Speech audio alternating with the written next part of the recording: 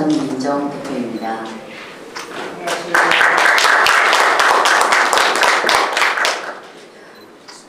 네, 올해는 제주 4.3 공산 폭동 반란이 일어난 지 75년이 되는 해입니다.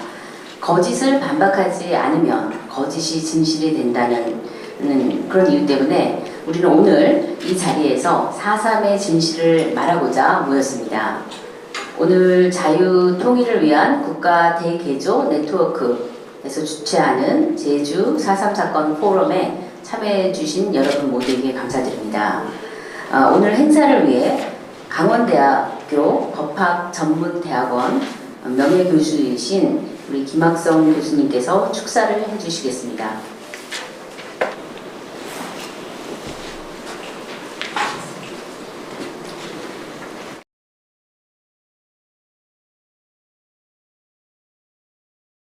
마지막이실 거니까 그때는 또 자리를 잠깐 비워야 되겠네. 그러면은 나종삼 전 4.3 중앙위원회 전문위원님 부탁드립니다. 감사합니다. 나종삼입니다. 오늘 제주 4.3 사건 역사 왜곡의 중점을 둔 10년대 진압작전과 연회장 망살에 관한 박철균 박사의 발표는 좋은 발표였다고 생각합니다. 좌파들은 4.3 진압작전을 한 박정대령을 암살하는 것도 모자라서 학살자다 또는 학살할 죽음이다 또는 학살 명령을 내렸다 주민을 구매했다 이런 의미를 지금도 하고 있습니다.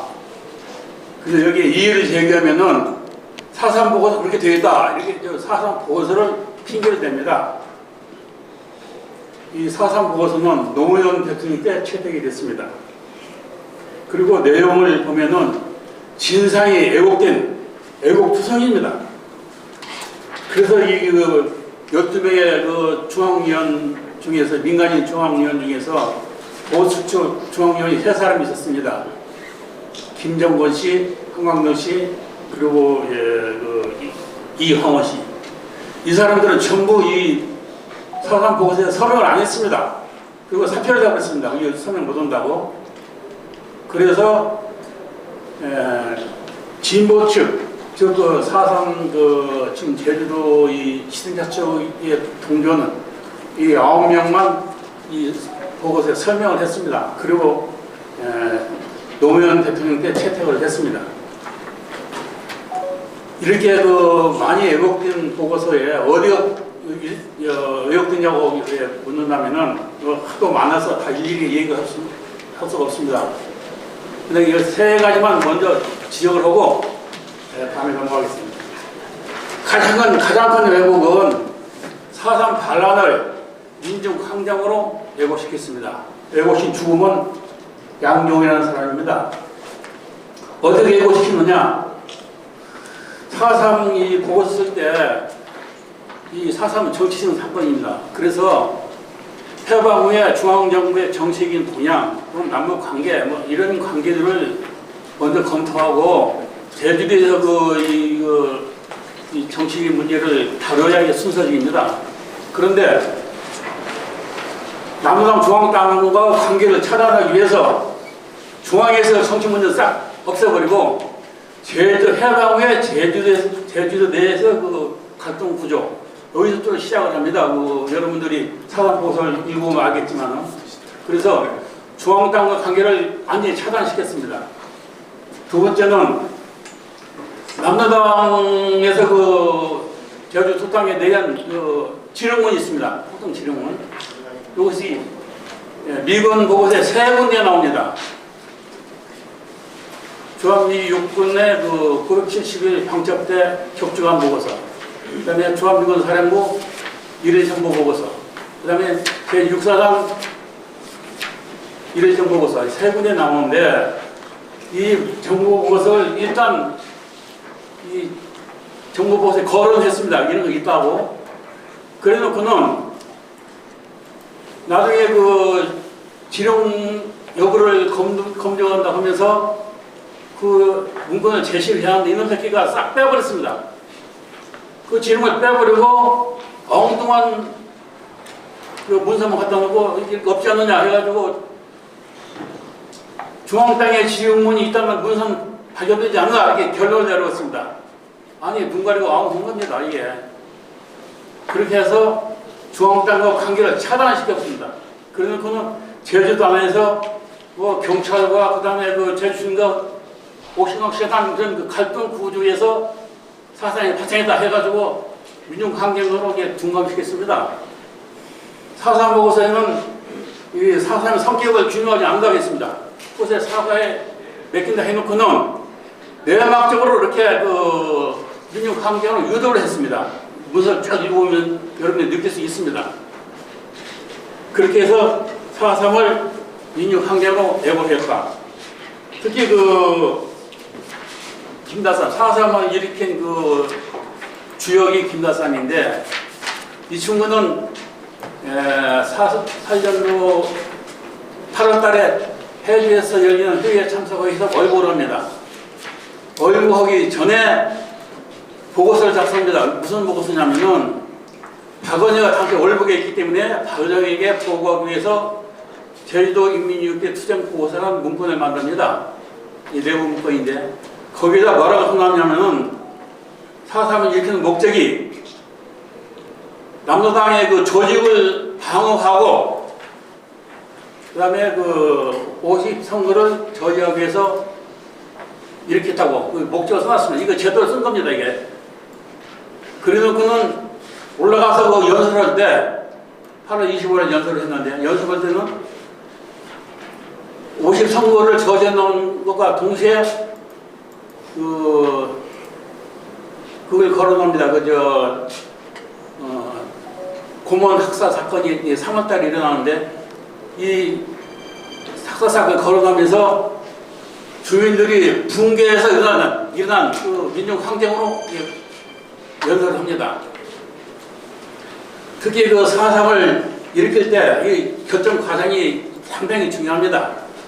왜 사상을 일으켰냐면은 남도당이 아까도 그 발표적에서 발표했지만은 선거를 유엔에서 선거를 위한 그 정부를 수립하려고 했습니다. 해상에. 근데 소련이 북한에 들어오지 마.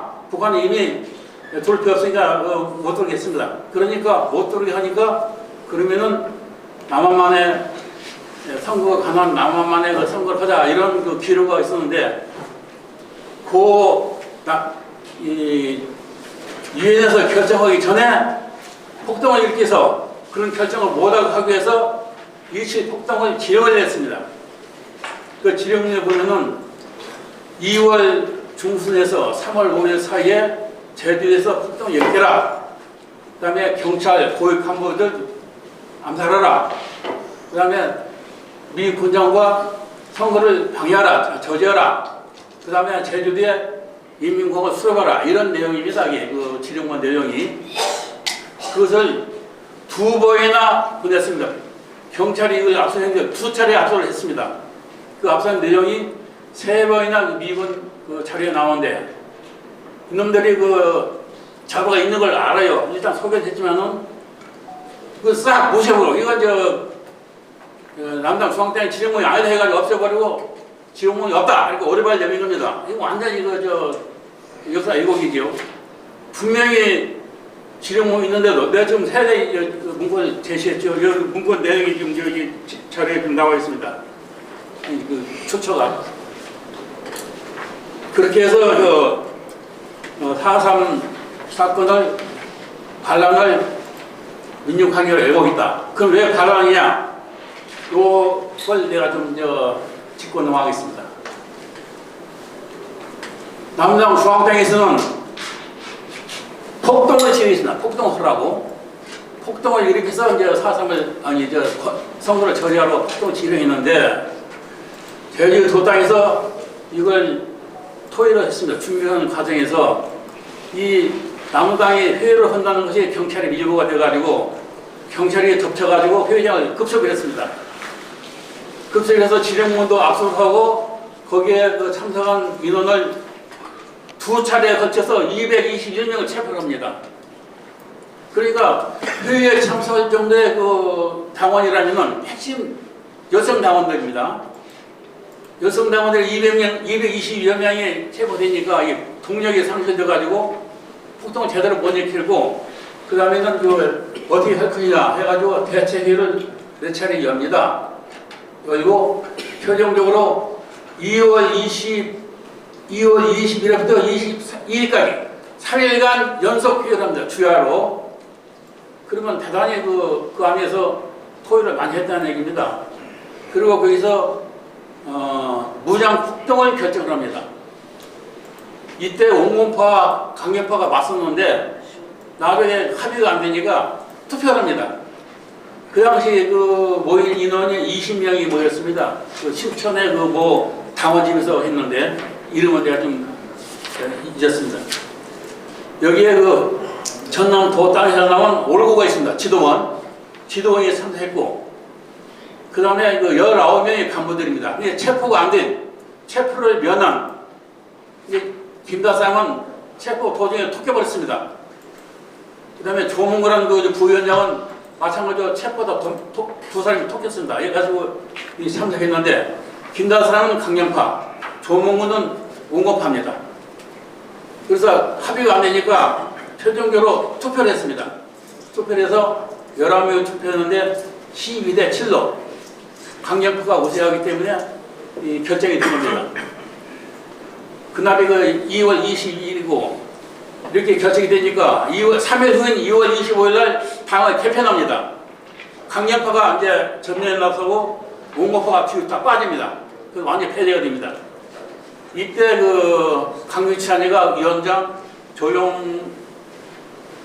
김용관이 여기 부위원장, 김다산이 구사 부장을 맡습니다. 그렇게 해서 이제 그 폭동을 이제 반란으로 하는데 왜 내가 반란이 되냐면 그렇게 무장 폭동을 결정을 보고 자기들이 양성한 그 유격수나 그 자유대 이런 사람만 동원되면 좋은데 경비대 동원하고 계획을 했습니다. 경비대. 그래서 경비대 뿌락치한테 야 몇 명 동원했냐 물어보니까 고성이라는 그 하사관이 있는데 경비대 부위원장이 좀 800명인데 반인 400명은 마음대로 할 수 있고 그 다음에 200명은 아주 그 적적이다. 이게 200명 동원할 테니까 차량 5대를 보내주시오. 그래서 차량 5대를 보냈습니다. 근데 이게 경비대가 동원이 안 됐습니다. 다행히. 왜 동원이 안 됐느냐? 부대에 실탄이 없습니다. 실탄이 없으면 경찰은 맞서지 못합니다. 어떻게 맞습니다? 맨주먹으로. 지금 여러분들이 사사부 연구원분들 계시겠지만은 아마 중앙에 그 시시 없어서 못 간다 해가지고 무상회가 출동을 거부를 했는데 그것은 핑계입니다. 핑계고 진짜는 실탄이 없어서 출동을 못합니다. 여러분들 이명대 추천 보고서 읽어보시면 알겠지만은 문상계가 거절할 때 그 내용을 잘 보면 5.19인 고성옥과 문동국 두 사람이 영창에 들어가 있는 상황이 나옵니다. 왜 영창에 들어가 있습니까? 책임자들이 책임을 모면하려고 합의하여 영창에 들어가 있는 겁니다.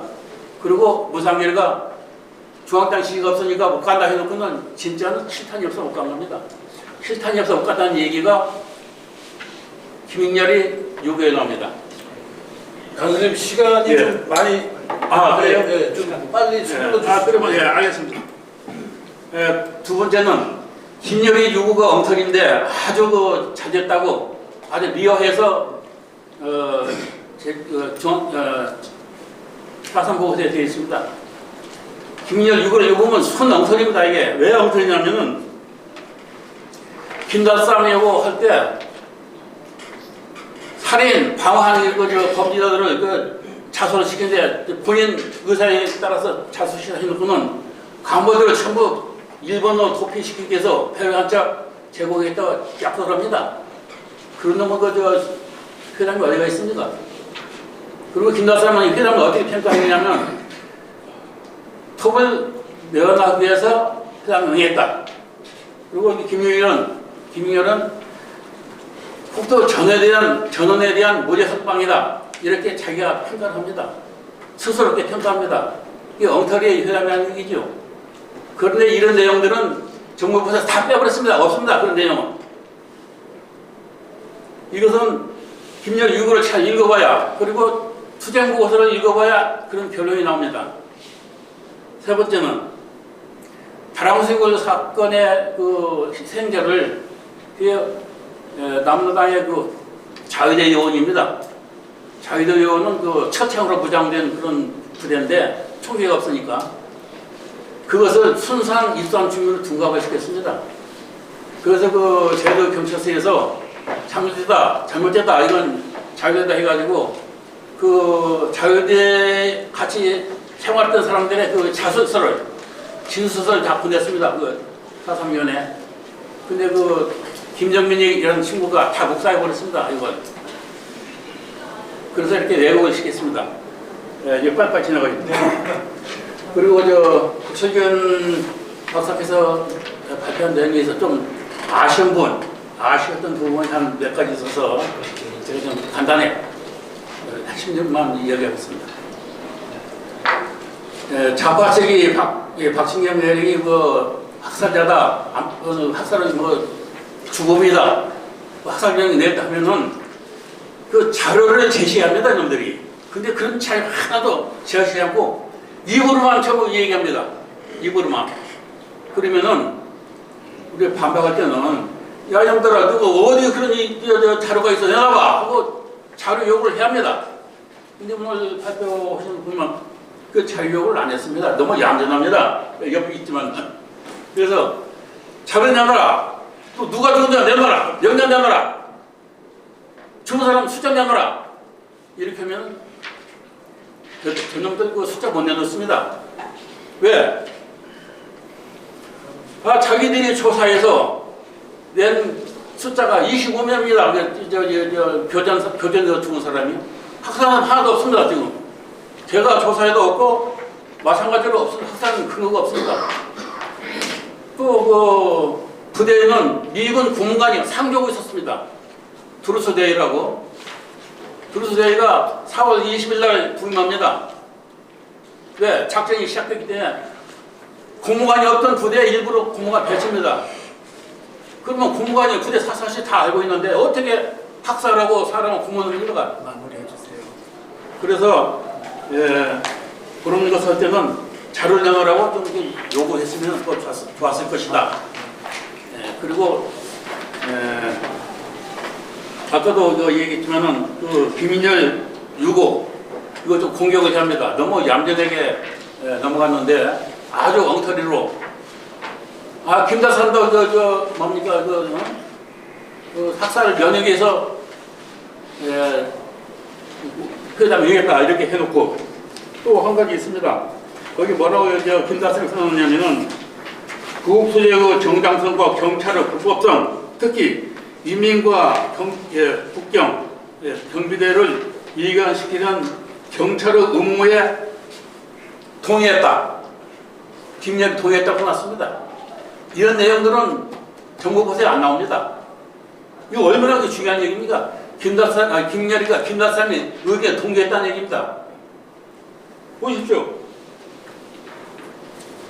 그리고 세 번째, 아까 그 40명 탈장 문제를 거론을 했는데 이 탈장 문제는 박진경의 이 무모한 진압 때문에 탈장한 게 아니라 문상길이가 지시해서 탈장했다고 김단선을 쓴 투쟁 보고서에 나옵니다. 문상기 지시에 의해서 탈장했다. 그거 하나만 제시하면 끝납니다. 이건. 근데 그 너무 장황한 설명을 한 것 같아서 앞으로는 그렇게 좀 했으면 주십시오 하고 앞으로 자르기 위해서 조금 이제 충고 겸해서 얘기를 합니다. 자꾸 시간이 지났다고 하니까 여기서 제 토론을 끝내겠습니다. 네, 감사합니다. 중요한 말씀을 하셨는데 자꾸 중언부언을 하셔가지고 시간을 많이 쓰셨습니다. 원래 10분 쓰시기로 제가 말씀드렸는데 17분 쓰셨습니다. 두 번째 토론으로 넘어가겠습니다. 네. 10분 좀 부탁드립니다. 네, 시간 가능한 당한 지키도록 하겠습니다. 제주 4.3 사건 관련하여 군인 박진경 대령에 대한 주제로 이렇게 토론을 할 수 있게 자리를 만들어주신 관계자 여러분께 일단 감사드리고요. 저는 사실 고 박진경 대령의 대표, 유족을 대표해서 나온 박홍규입니다. 제가 이 자리에 토론자로서 제주 4.3 사건에 대한 역사적 사실을 논하기에는 학식하고 지식이 부족한 거 알고 있습니다. 하지만 제주 4.3 사건과 관련된 박진경 대령에 대한 공과 과에 대해서는 유족으로서 진실을 확인해야 된다는 게 제 생각입니다. 그래서 이걸 바로잡고자 저는 이 자리에 나왔고요. 오늘 그걸 몇 가지만 좀 말씀드리고자 합니다. 제가 2년 전 4월 3일 전후에 보도된 박진경 대령에 대한 좌파 언론의 기사를 보면 제가 참 박진경 대령을 존경하고 또 똑똑하신 분이 29에 짧은 나이에 돌아가셔서 제 마음속으로는 굉장히 아쉬움을 가지고 있는 작은 할아버지입니다. 근데 제주에 복무한 43일간에 그분이 무슨 일을 했기에 이렇게 욕을 먹나는 게 제일 궁금했습니다. 그래서 제가 2년 전 좌파신문에서 본 제보는 제주 4.3 사건의 원흉, 여러분 아시죠? 원흉은 사건을 일으킨 주모자입니다. 어떻게 보면 지금 여기에서 원흉이라면 김달삼이나 뭐 이렇게 유격자를 이끌었던 사람이 원흉이 되어야 되는데 사실은 4.3 사건의 원흉으로 표현이 되어 있고요. 그리고 양민 학살의 주범이라는 이름으로 박진경 이름이 언론에 나옵니다. 일부 자익계에서 박진경 대령을 패배한다는 뭐 얘기는 제가 익히 듣고 있었었는데 사실 제주 4.3 사건의 원흉이니 양민 학살 주범으로 몰아가는 것은 이거는 뭔가 잘못되어 있다고 저는 생각을 했습니다. 역사학자가 아닌 제가 74년 전 제주 4.3 사건과 박진경 대령을 알아보는 것은 참 어렵죠. 그래서 제가 처음 접했던 게 인터넷 정보입니다. 근데 인터넷상에는 박진경 대령은 확실히 나쁜 사람입니다. 그 내용을 살펴보면요.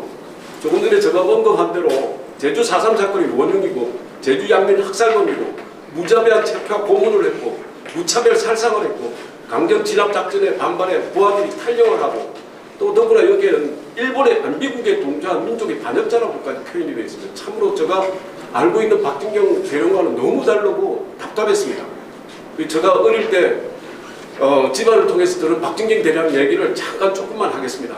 그 내용은 뭐냐면 방학 때 시골 고향으로 오면 그 고향 골목길을 손수 아주 얘기 달라서 청소하고 그 다음에 그분이 잠자고 식사하는 시간을 빼고 나면 거의 학업에 열중했다고 해요. 근데 그 결과들이 이제 뭐 이분 지난 이력을 보면 조금씩 나타나는데 그 중에 하나가 뭐 영어는 너무 통했고요. 그리고 또 한 4개국 정도를 일반적으로 일반적으로 구사할 수 있을 정도로 능력을 가지고 있었다고 해요.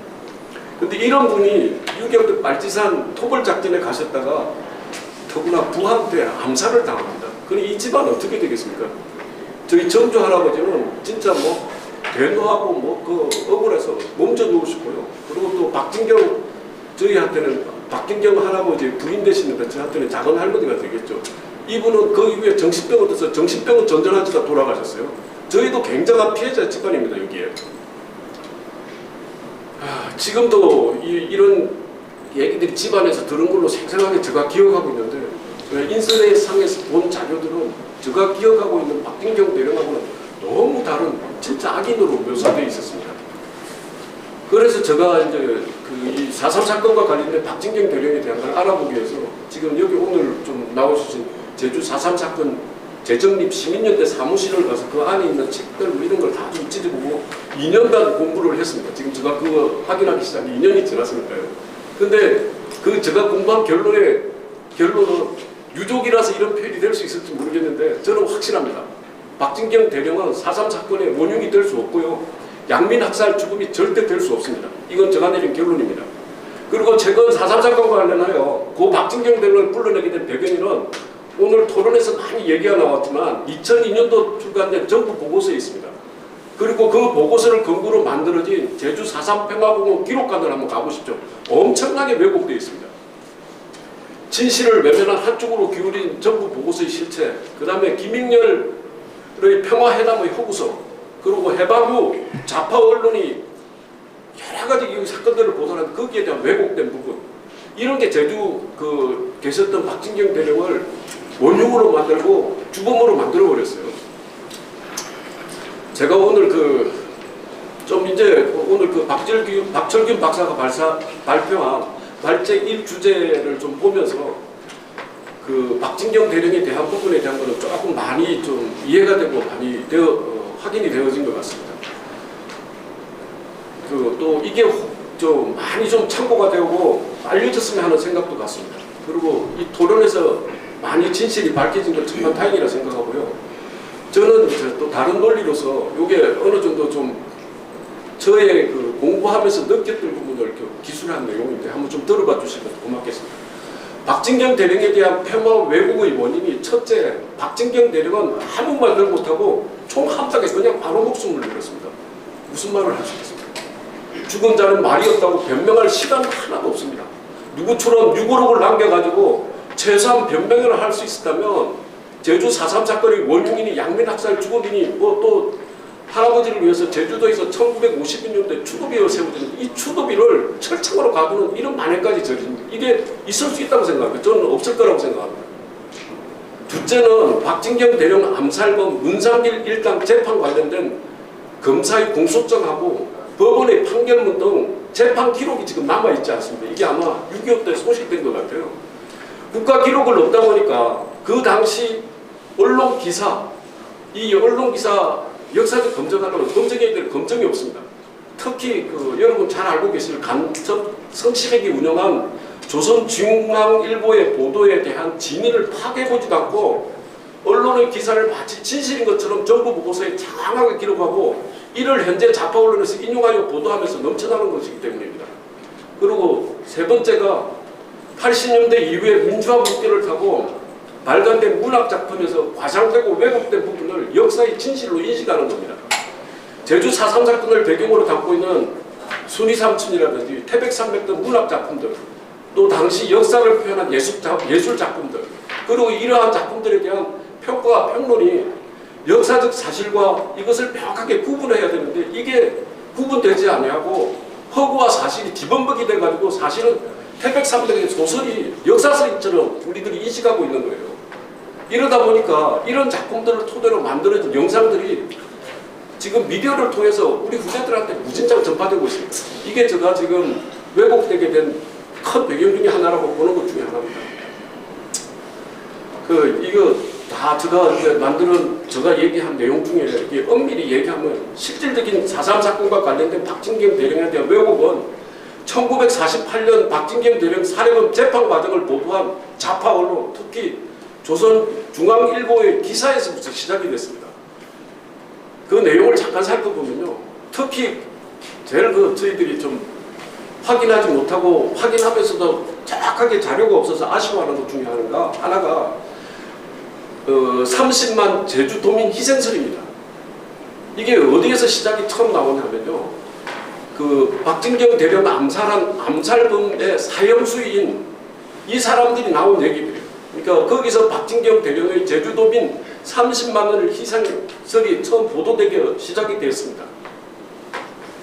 그리고 제주 좌파단체에서 평화의 수호신으로 만들어진 김익렬 1988년도에 발간된 그 회고록에서 박진경 대령의 연대장 취임사에서 제주도민 30만 희생설을 기록하면서 박진경 대령의 부정적인 평가가 계속 결정적으로 나타납니다. 그런데 이걸 정부 보고서에 그대로 활용하고 정복되어 있어요.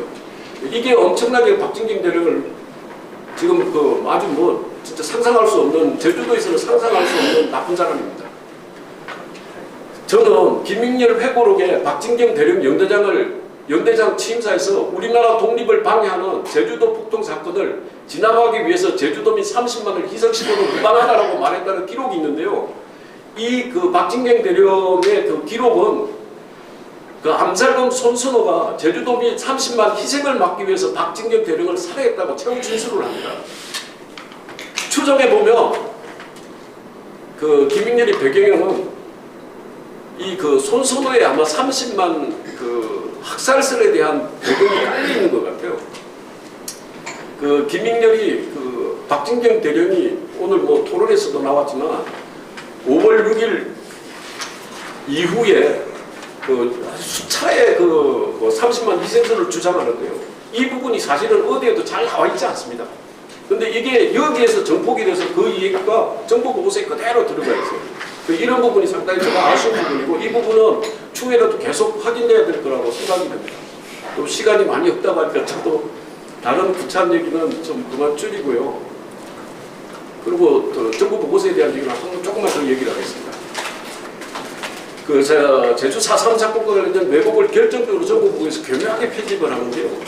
2002년도에 정부 보고서 제주 4.3 사건에서 박진경 대령 또 예배는 아닙니다. 그 평가한데 그 박진경 대령의 호의적 기록은 여기 오늘도 얘기됐지만 최민식 장군의 그 체록만 일부 기록을 하고 있고 1948년도 제주 4.3 사건에 대한 좌파 언론 보도를 중점적으로 그 기록서에 보고를 합니다. 그 박진경 대령 암살 범인의 최후 진술과 김영렬의 유고록에서 언급된 제주도민 30만 희생사를 굉장히 강조해요. 이렇게 되면서 박진경 대령을 매우 부정적으로 평가하도록 정부 보고서가 만들었다는 걸 제가 확인했습니다. 확인하게 말씀드리고요. 그리고 할 말씀은 많은데 시간이 없으니까 제가 유족으로서 마지막에 조금 한 말씀만 좀 드리겠습니다. 제주도 4.3 평안공원 위령탑 강명기에 가보면요. 4.3 사건으로 돌아가신 분들의 넋을 기리고 당시 희생자와 가해자의 갈등 대립을 극복하여 화해와 상생으로 성화하기 위한 인간의 어울림을 표현한 것이라고 이렇게 설명되어 있어요. 근데 이게 뭐냐면 사실 피해자와 가해자 구분이 어려운 부분이 많습니다. 그러니까 이걸 서로 따져서 어떻게 하기 어려우니까 피해본 사람을 다 구제해서 어려운 사람을 도와주자는 이런 얘기가 제가 해석이 되는데 근데 이렇게 진실을 덮어버리고 사실 그 박진경 대령에서는 거의 악령처럼 표현이 되어 있어요. 이게 제가 제일 답답해하는 거고요. 그리고 저희 이게 제가 제주도에 사실 솔직한 얘기 하나만 더 사례를 들면 제주도에 4개 단체를 제가 직접 방문해서 박진경 대령에 대한 표현이 너무 과하고 잘못되어 있어 따졌습니다. 오늘 말씀하신 대로 박진경 대령의 제주 43일 근무를 하는 동안에 양민이 몇 명이나 사살됐는지 아느냐고 물었어요. 근데 제주도의 시민단체나 좌파 언론에서 한 명도 답하는 사람은 없습니다. 왜냐하면 얘네들 이거 중요하잖아요. 그 박진경이 나쁜 사람인 것만 만들면 되는 겁니다. 그래야 제주 4.3 사건이 성격이 바뀌니까요. 근데 이거는 분명히 짚고 넘어가야 될 사항이고요. 참 좀 많이 답답한데 끝으로 유족으로서 마지막으로 한마디만 좀 전해드리겠습니다. 제주 4.3 사건의 진실이 진짜 올바르게 정립되려면요. 꾸며지고 허위로 만들어지면 안 됩니다. 저도 오늘 내피셜이 많이 들어가 있는데 이게 진실은 아닐 거예요. 유족이기 때문에 하는 얘기입니다. 이렇게 좀 인식해 주시고요. 진실된 화해와 평화 시간이 진짜 빨리 오기를 저는 기대해 봅니다. 좀 좌파에서 좀 사실을 확인하고 명확한 근거와 팩트에 의한 얘기를 해줬으면 하는 게 저희 유족의 바람입니다. 감사합니다. 네, 감사합니다. 유족 입장에서 굉장히 말도 안 되는 부분을 직접 몸으로 겪으신 것까지 다 얘기를 들었는데 이따가 나중에 토론하겠지만 좀 법적인 대응을 해야지 가서 호소한다고 될 일이 아닌 것 같다는 생각이 저는 듭니다. 세 번째 이주찬 교수님 부탁드립니다. 네, 반갑습니다. 토론자가 초대해 주셔서 제가 인상 생각하고 지금 시간이 굉장히 지금 쫓기는 것 같으니까 여기 63페이지를 펴보시고 저와 같이 제가 줄줄줄 좀 읽어 나가겠습니다. 자, 63페이지 토론일 제주 4.3 폭동 진압과 앵그리 중령들에 관한 토론문입니다. 정한기 발제자님은 좌익이 약방의 감초처럼 내지르는 올가미인 친일 프레임에 전혀 주눅들지 않고 당당하게 용기 있게 자신의 저서를 통해 일본 식민지 시대를 재해석하고 있다는 점을 높이 평가하고 싶습니다. 발제문은 최근 윤석열 대통령의 3.1절 기념사와 방일 한일 정상회담으로 다시 불거진 친일 논쟁에 시사하는 바가 대단히 큽니다. 특히 군사 분야에서 일본의 1차 사료를 많이 선물한 점은 일본 측 사료를 애써 외면해온 한국 근현대사 전공자들의 연구 방식에서 반성해야 할 부분입니다. 자, 정한기 박사의 발제문은 일본군 육군 특별지원병 속의 조선 학도병을 다룬 그 역적, 충성과 반역의 내용 일부에서 최근 논란거리가 된 태영호 최고위원의 김일성 지시선에 대한 자신의 의견을 첨가하고 제주 사람 폭동에 진압의 공을 세운 3인방 최경록, 송엽천, 한병선 중령 등을 재평가한 것입니다. 그립니다. 정학일 박사는 건국의 기초를 일제 후반기를 보고 있는 특이한 역사인식의 지식인입니다. 기독교 신자인지는 알 수가 없는데 일제 고난의 시기를 건국이라는 축복을 준비하는 시기로 설정하고 있다는 점에서 기독교적 역사관을 소유한 것처럼 보입니다. 일제 강점기의 교육과 훈련을 부정적인 단기적인 해독으로 독약으로 보지 않고 긍정적인 장기적으로 쓴 보약으로 보는 점에서 이스라엘 민족이 이집트에 끌려가서 노진 노예 생활을 했지만 모세라는 거출한 지도자를 만나서 가나안으로 탈출했던 고약의 시대를 연상케 합니다. 이 중령 3인방들이 진압에 성공한 비결에 대해서 저자는 일제 식민지기 군경력에 대한 소개를 하면서 건국의 영웅이라고 높이 평가합니다. 건국된 지 75년 국민서로 1인당 상황벌이 와중에서 중국 학교 역사 교재에서조차 그들은 잊혀진 존재가 되고 말았습니다. 매 주말마다 노래자랑과 트로트 지도는 국민들, 특히 스마트폰에 얼빵한 젊은 세대에게는 낯설기 짝이 없는 인물들입니다. 제주 사람 진압작전에서 3명의 중령, 모두 일본군 육군 특별지원병으로 군사교육과 사실간 건국에 대한 공동된 의식을 소유한 인물이었던 점을 지적하고 있습니다. 정 박사님은 태영호 최고위원의 정인신맥을 조선일보에서 보도하고 북한이 2000년에 발간한 그 사전을 광범하게 인용하고 있습니다. 그러나 그 사전만으로는 사전만을 근거로 해서 김일성 지시서를 만족한다는 것은 불충분한 게 아닌가 생각을 해봅니다. 그 사전은 2000년에 발간되었고 1948년으로부터 무려 52년이 경과했기 때문입니다. 북한서 지리 여부를 떠나서 역사 왜곡과 사료 조작이 심한 것이 공산군의 항의를 고려해 볼 필요도 있기 때문에 추가적 보충 자료가 필요할 것입니다. 그래서 그 당시에 돌아간다면 48년 8월 해방정국에서 남북한의 공산주의자의 활동 이 백그라운드를 좀 더 주목해 본다면 박헌영과 12년 연하의 김일성과의 치열한 공산당 헤게모니 투쟁을 벌였다는 점입니다. 자, 그래서 여기서 쭉 보면은 이 남한에 있는 조공이 나중에는 이 코민테른의 그 일국일당주의의 원칙에 의해서 다른 북한에서는 다른 공산당이 결성될 수가 없었지만은 김일성은 모스크바, 서울, 중앙, 평양으로의 통신구조에 대단히 못마땅했습니다. 그래서 남과 북은 소련군정의 북한 또 미군정의 남조선은 정세가 상이하기 때문에 다른 조직과 다른 정치 노선이 필요하다 해서 집요하게 설득해서 분국을 설치를 하고 다시 46년 8월 29일에는 또 당들을 끌고 모아서 북조선 노동당으로 창설이 되었습니다. 자, 그런데 남한의 박헌영은 46년 5월 정판서 입회 사건으로 조공이 불법화가 되면서 결국은 시체로 위장한 체북으로 튀어버리면서 박헌영과 김일성 간의 헤게모니 정탈전에서 북한에 간 박헌영이가 10개월로 전락을 하면서 결국은 남한에서 일어난 그 뒤에 모든 폭동, 제주 사상뿐만이 아니라 모든 폭동, 파업, 스트라이크 이런 것은 배우실 박헌영이 남로당이 있었지만 그 백의 물자라든가 이런 지시를 허용한 것은 김일성이 있었다. 저는 이런 말씀을 드리는 것입니다. 자, 그것이 64페이지까지고 이제 자료를 보면은 거기 미군 정책 경무부에서 보낸 보고서인데 거기에 보면은 그 체제 47년경에 이미 모스크바 공산당, 북조선 공산당, 남조선 공산당 그래서 민주주의 민족전선 이런 식으로 이게 세팅이 되어 있기 때문에 하부 조직에서 뭘 하자 해도 위에서 오케이를 하지 않으면은 맞아 죽어요.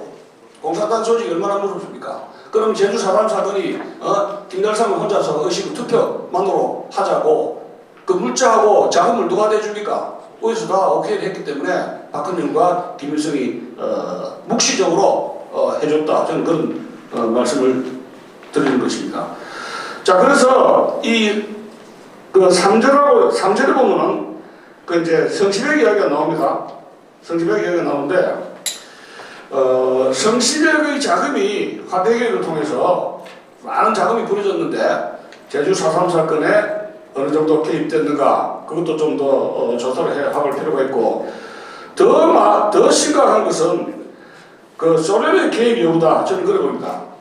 우크라이나 그 돈바스 2014년에 돈바스 지역에 소련의 군정이 소련의 자금하고 무기가 들어가서 지금 오늘날의 우크라이나 전쟁의 시작 발단이 된 거 아닙니까?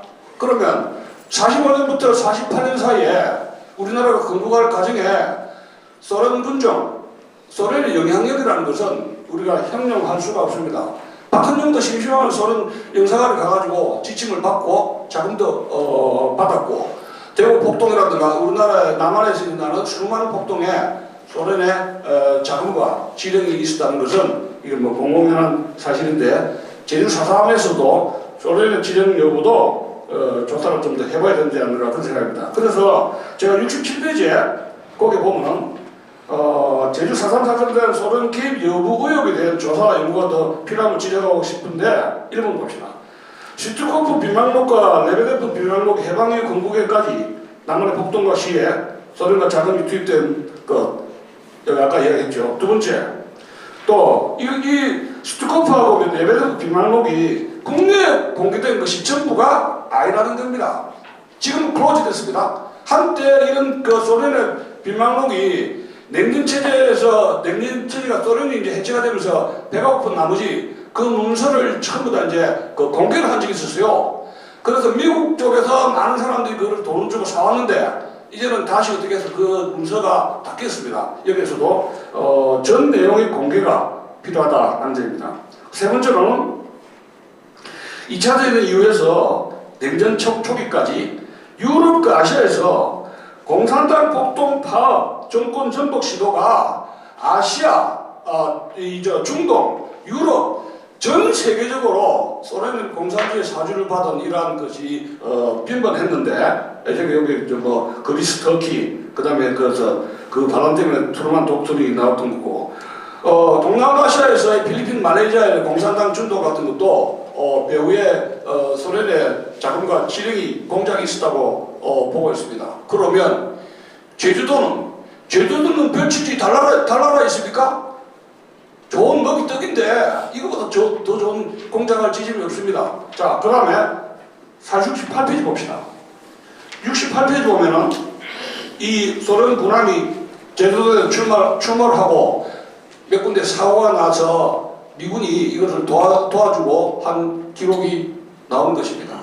그렇다면 제주 4.3 사건이라는 것이 아주 제주도민들이 김달성이 영웅 심리로 해가지고 혼자서 이걸 제주도 남로도당들이 사고를 쳐서 57년까지 이것을 버틸 수 있는 힘이 어디 있어요. 예?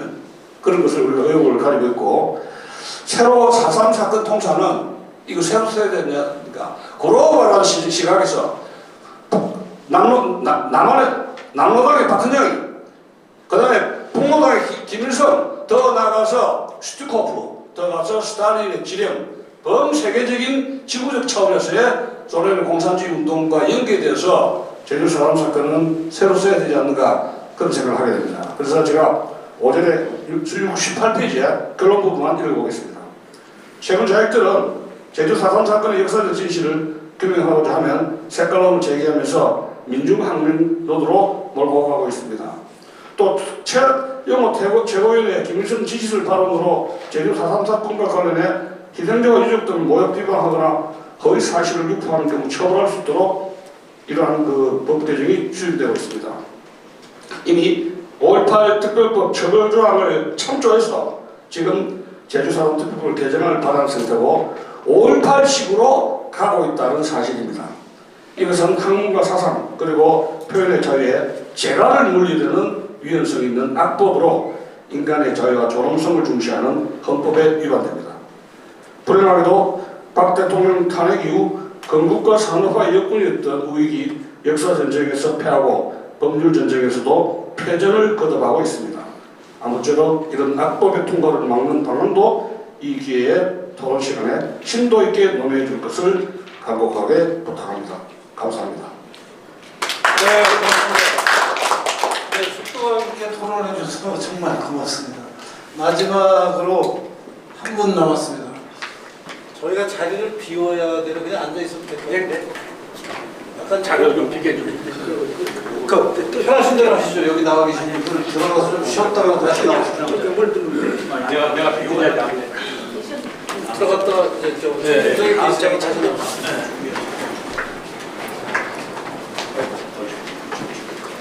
저는 어제 제주도에서 올라온 제주 4.3 사건 진실 규명을 위한 국민연대 상임대표 이승학입니다. 정한의 박사님 마이크를 하고 하시나요? 이 마이크 이걸로 하세요.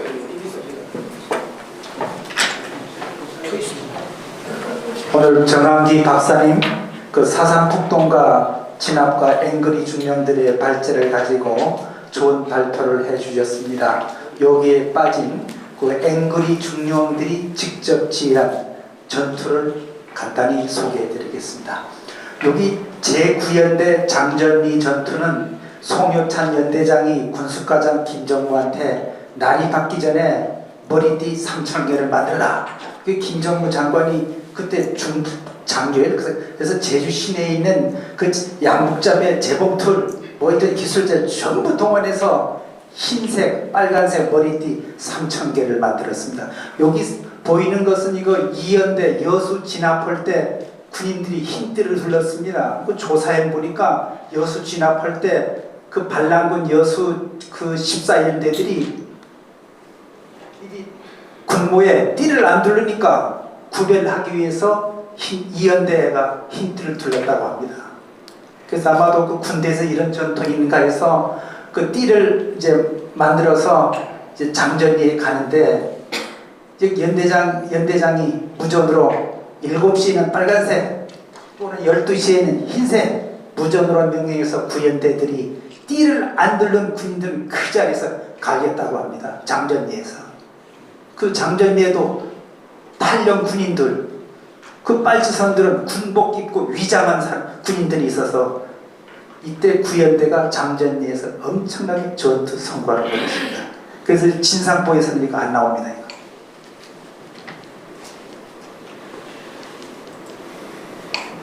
다음 이거 2연대 한병선 월평리 전투입니다. 월평리가 비석이 세워져 있는데 이때 이동준 소위가 그 신정명절 끝나고 천병서 인무 뛰어가는데 돌담을 돌아서서 가는데 빨치산 전초가 마주쳤습니다. 그때 우리 암호는 대전, 서울 했는데 저놈들은 27인데 어머니가 저쪽에 둘이라는데 적이라는가 하면서 거기서 전투가 벌어졌습니다.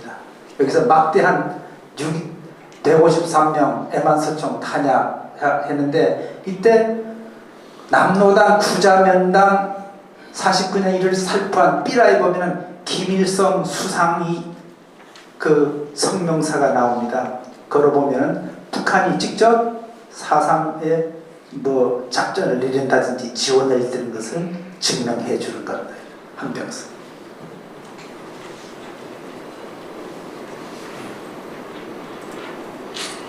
다음은 이거 의기리 전투입니다. 이거 대단한 전투입니다. 이거 여기서 그 의기리 그 의기초등학교에 2연대가 그 주둔을 하게 됐는데 이 마을에서 남원면에 있는 또 한라산에 있는 자위대 인민유격대가 와서 야밤에 그 새벽에 이제 습격을 하게 됩니다.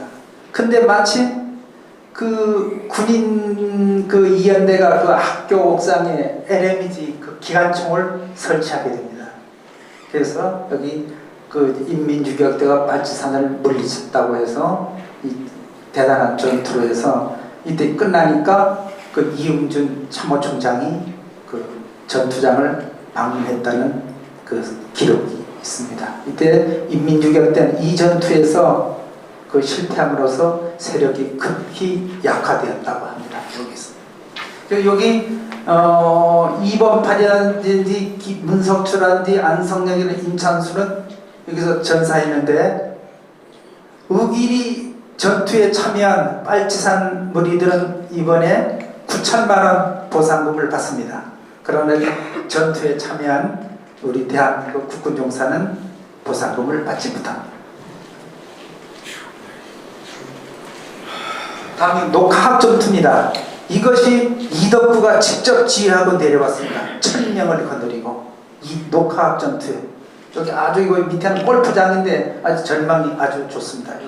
여기도 그 인민군이 그 인민주격대가 우리 그 이연대 군이랑 붙어서 전투를 한 건데 아마 여기서 그 백선엽 장군이 기록에 보면은 녹화하기 새벽 전투가 운명을 갈랐다.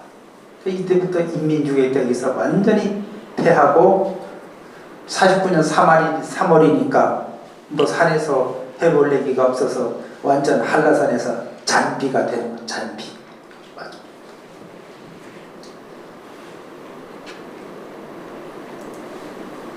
다음 여기 박진경 대령 추도입니다. 제일 저 왼쪽에 있는 것 이것은 제일 초창기 우리 박진경 11년대장 그 추도입니다. 제주도민과 또 원어총에서 세운 겁니다. 요 두 번 가운데 것은 제주 충원묘지에 갔습니다. 왜 그 비석이 바뀌었냐면은 첫 번째 그 추도비가 마모가 심해서 그 전두환 대통령 때 비석을 다시 했습니다. 그래서 원 비석은 요 밑에 묻었습니다. 근데 이 충원묘지가 호국원이 되면서 도의회 민주당 의원이 박진경 대령 학살범 추도비는 다른 곳으로 옮겨라, 남해로 보내라 막 지뢰하니까 지금 건설부 장관 하는 누구다 원희룡 도지사가 4.3 특별법 정신에 의해서 박진경 대령을 옮기겠다. 그래서 지금 제주시 그 공원묘지 도로변에 세워져 있습니다.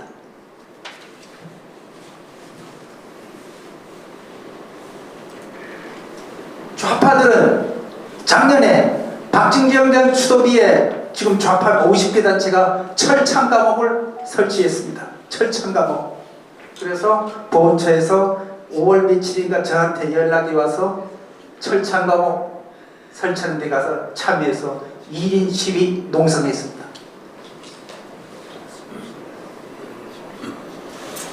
근데 어제 그저께는 좌파 리대 가서 아무런 현수막을 붙인 일은 없었습니다. 다음은 제11년대장 박진경 대령을 암살한 문상길 손소로 친혼제가 제주도 좌파단체 이거 도민연대라고 이거 좌파인데 기념사업회 통일청년회 작년에 12월 26일 경기도 고양시 망월산 수색 그 부근에서 암살범 박진경 뿌락치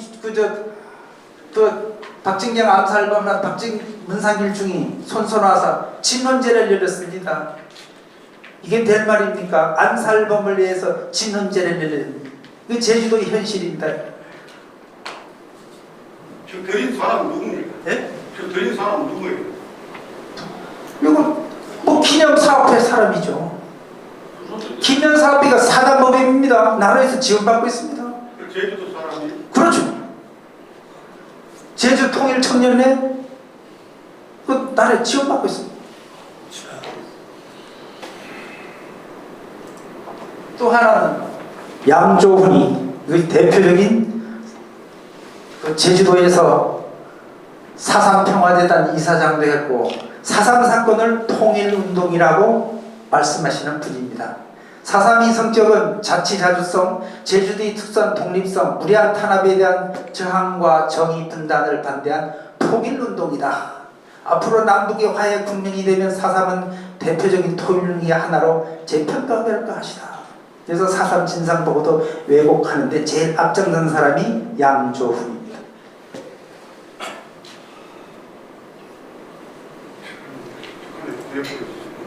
다음은 거기에 반대되는 현기론 교수입니다. 제주도 출신 한양대학교 교수.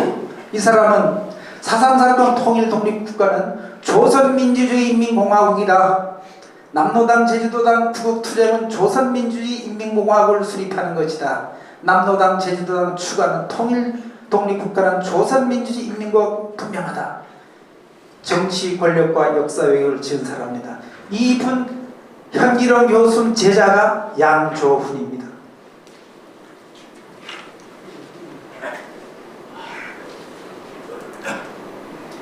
다음은 요새 4.3 사건 희생자 9천만 원 줍니다. 사망 행벌 9천만 원, 후유장액 9천만 원, 수형이 9천만 원 주겠습니다. 그 4.3 사건 때, 그 3.1 사건 때 수업 차동했던 그 학교 선생님들도 수업에 파업했던 사람도 보상금을 주고 있습니다. 주로 여기 보면은 김시택이라는 사람이 과도 정부 입법위원회에 당선된 사람입니다. 일본에 도망갔는데 딸은 북한에 가서 아나운서, 아들은 동국권 대사. 강수원은 파업 경찰관인데 경찰 파업해서 산으로 빨치산이 됐어요. 나머지는 군대 탈영병들도 9천만 원을 받고 있습니다. 군대 탈영병에게 보상금을 주는 나라가 대한민국입니다. 현보규, 현호경, 이원호, 오달용, 요 이기백일은 4.3 사건 당시에 제주 농업중학교 다니다가 시위하다가 인천 소녀형무소에 끌려갔습니다. 6.25 전쟁이 일어나니까 북한 인민군으로 자원 입대해서 북한에 가서 살다가 1960년대에 남파 간첩으로 자기 고향에 들어왔습니다. 동생 보고, 동생 나하고 북으로 가자. 그러니까 동생은 거절했습니다. 형님아 난 안 가겠어. 그래서 이기백은 다시 또 북에 올라갔습니다. 이기백이 지금 4.3 평화원에 위피가 있고 이번에 9천만 원 받습니다. 이것이 대한민국 현실입니다. 요근 방송. 구독, 좋아요는 좋은 방송을 만드는 데 큰 힘이 됩니다. 감사합니다.